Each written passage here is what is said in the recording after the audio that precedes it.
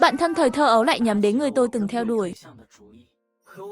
Nhưng tôi đã sớm chinh phục được mục tiêu, thậm chí còn có một đứa con 7 tuổi với Lưu Như Yên. Điều không ngờ là Lưu Như Yên lại nhanh chóng rơi vào vòng tay bạn thân tôi. Và tôi cầm theo phần bồi thường từ hệ thống, trở về thế giới ban đầu để làm lại cuộc đời. Không ngờ họ lại đuổi đến thế giới của tôi. Khi tôi và con gái đang chơi cát trên bãi biển, hệ thống đã im lặng suốt 5 năm đột nhiên hoạt động trở lại.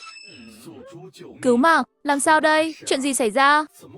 Đây là một cuộc khủng hoảng thật sự.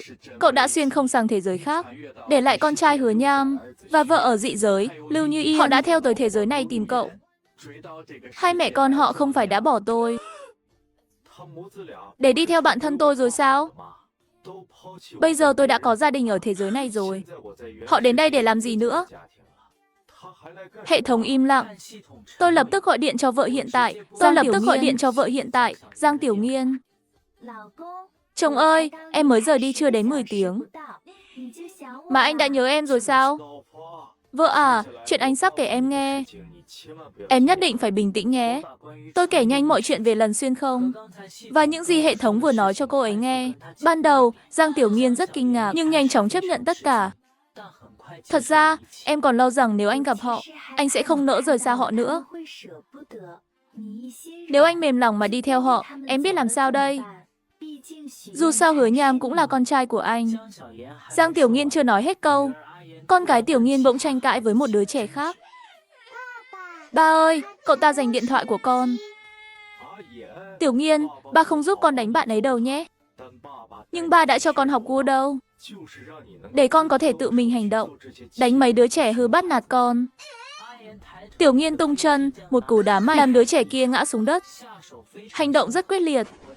Tôi vội vàng ngăn con lại. Tiểu Nghiên, đừng mạnh tay như vậy. Sao con lại nặng tay như thế? Đây là ba của tôi. Cậu đừng hòng cướp ba của tôi. Xin lỗi, đây, trả điện thoại lại cho cậu. Nhưng mà ba của cậu thật sự cũng là ba của tôi. Tôi cho cậu xem ảnh ba của tôi. Nói rồi, cậu bé lấy từ túi ra một cuốn album. Bên trong là những bức ảnh của tôi ở thế giới khác.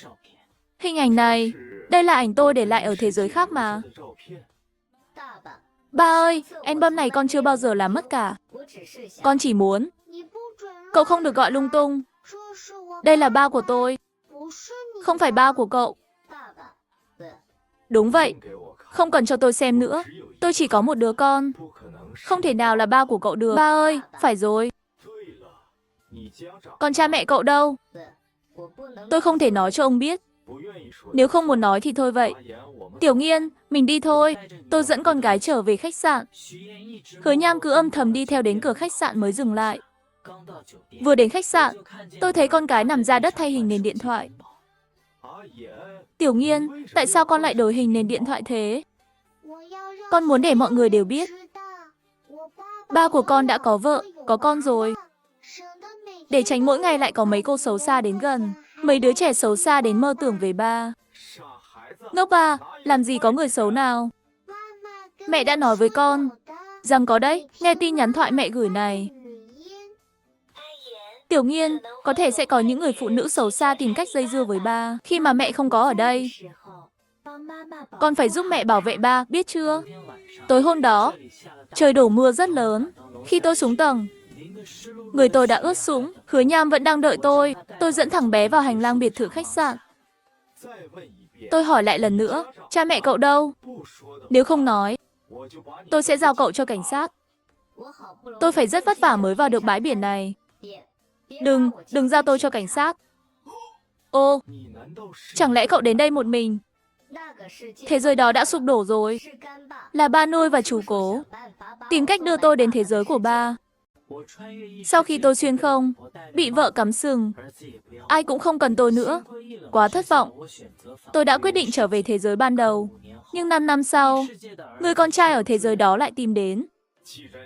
Nếu cậu nói thế giới đó đã sụp đổ, thì tôi có thể tạm thời cho cậu ở lại. Nhưng chúng ta phải thỏa thuận rõ ràng. Cậu chỉ được gọi tôi là chú, và không được làm Tiểu Nghiên không vui, hiểu chưa?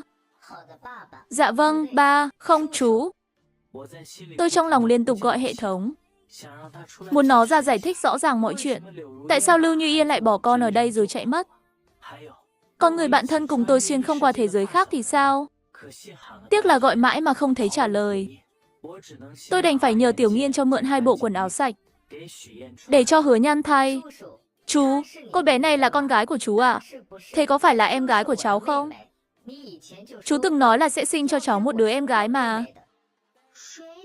Ai là em gái cậu chứ? Ba tôi chỉ có mình tôi thôi.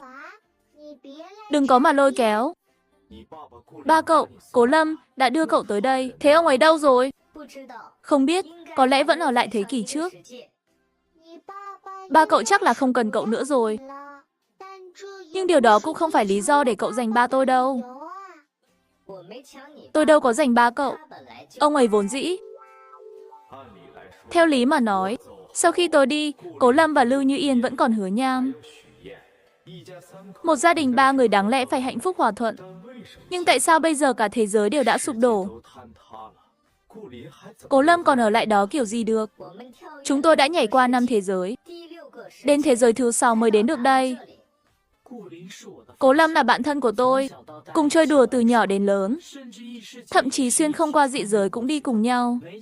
Không ngờ rằng chúng tôi lại vì nhiệm vụ chinh phục một người phụ nữ, mà mỗi người một ngả. Lưu Như Yên à, ngay cả một đứa trẻ hơn 10 tuổi cũng tìm được tôi. Có lẽ cô cũng sắp đến rồi phải không? Vừa nhắc đến Lưu Như Yên, Hứa Nhan càng cúi thấp đầu hơn vì chán nản. Lúc này, dưới nhà bỗng vang lên tiếng chuông cửa. Tôi mở cửa ra.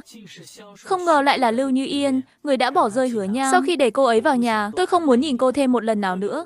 Nhưng Lưu Như Yên lại ôm chầm lấy tôi, dựa sát vào mặt tôi. Chồng ơi, em đã tìm anh bao nhiêu năm rồi. Anh đối xử với em như thế này sao? Thấy Lưu Như Yên định làm tới, định dựa sát vào tôi nữa. Tiểu Nghiên liền chạy tới chắn trước mặt tôi, mặt đầy cảnh giác nhìn cô ấy. Cô mới rời xa ba tôi có 5 năm, mà tôi đã lớn thế này rồi. Liên quan gì đến cô? Này, cô gì à?